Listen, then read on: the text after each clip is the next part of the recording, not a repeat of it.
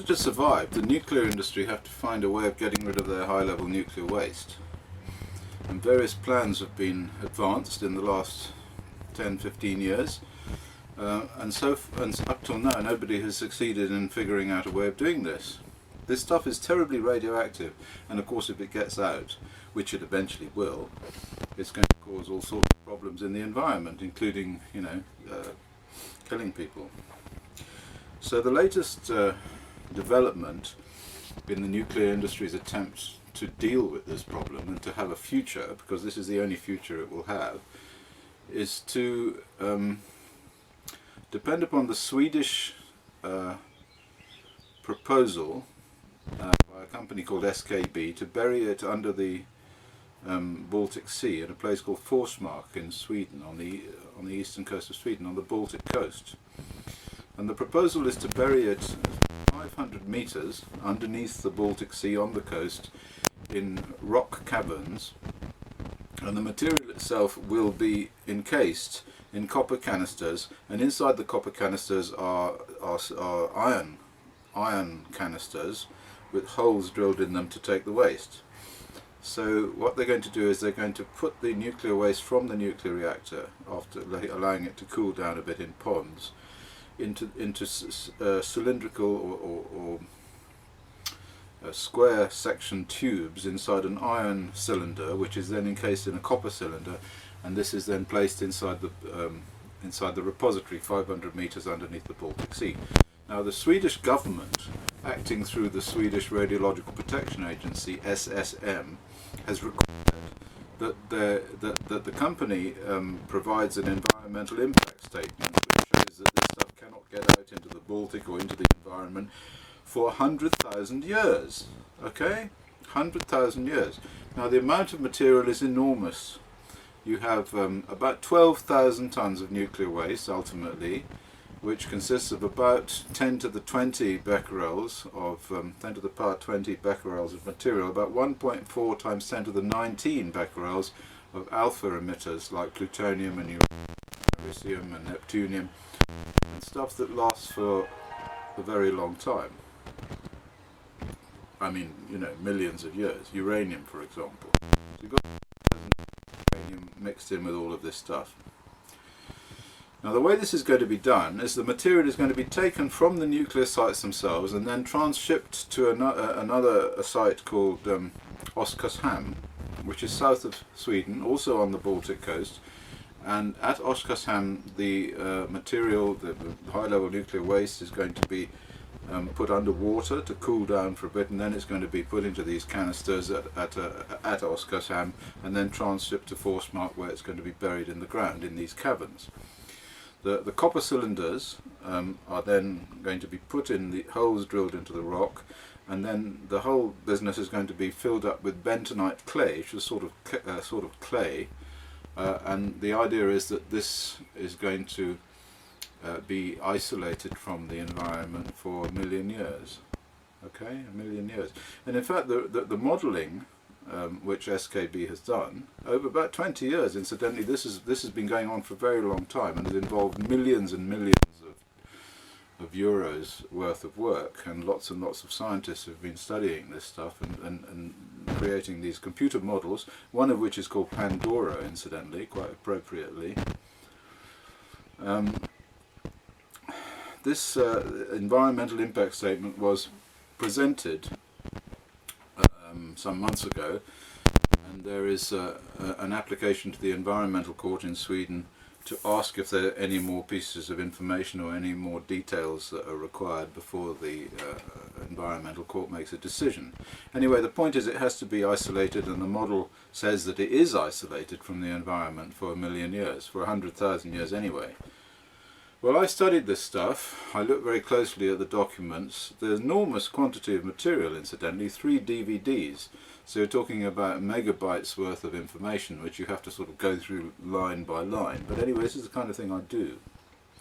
And what I found was really quite extraordinary, and probably one of the most exciting and interesting things that I have ever done, which I'm now going to tell you about. Because what I have succeeded in doing is showing, in my opinion, well no, not in my opinion, just showing definitely that They can't do this. And the reason they can't do this is because of something that they have entirely overlooked. Really some simple thing, really schoolboy mistake that's been made here.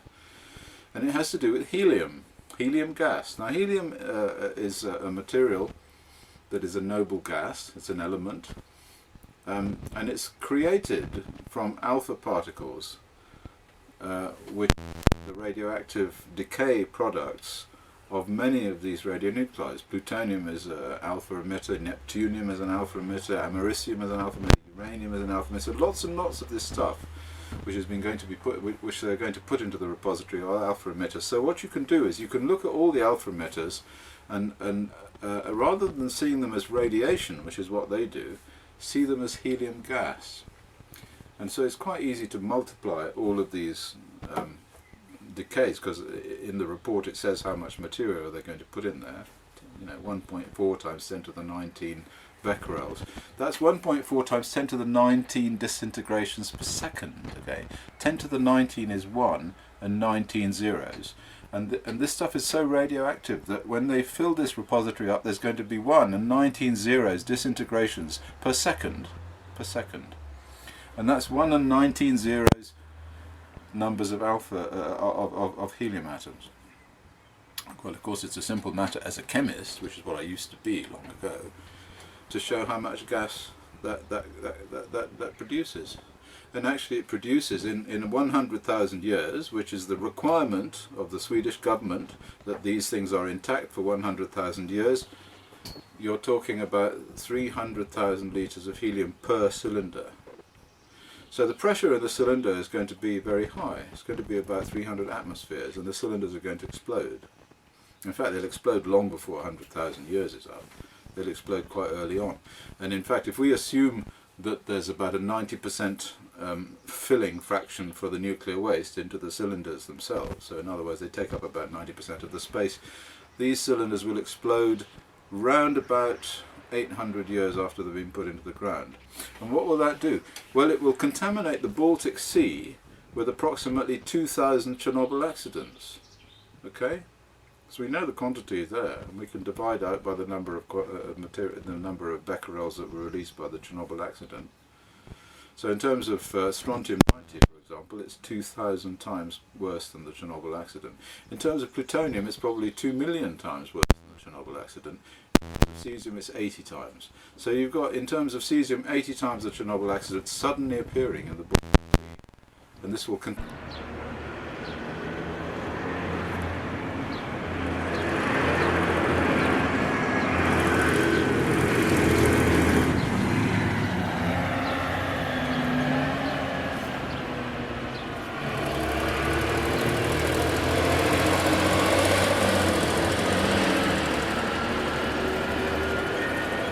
Court won't let them following this calculation, because these are going to explode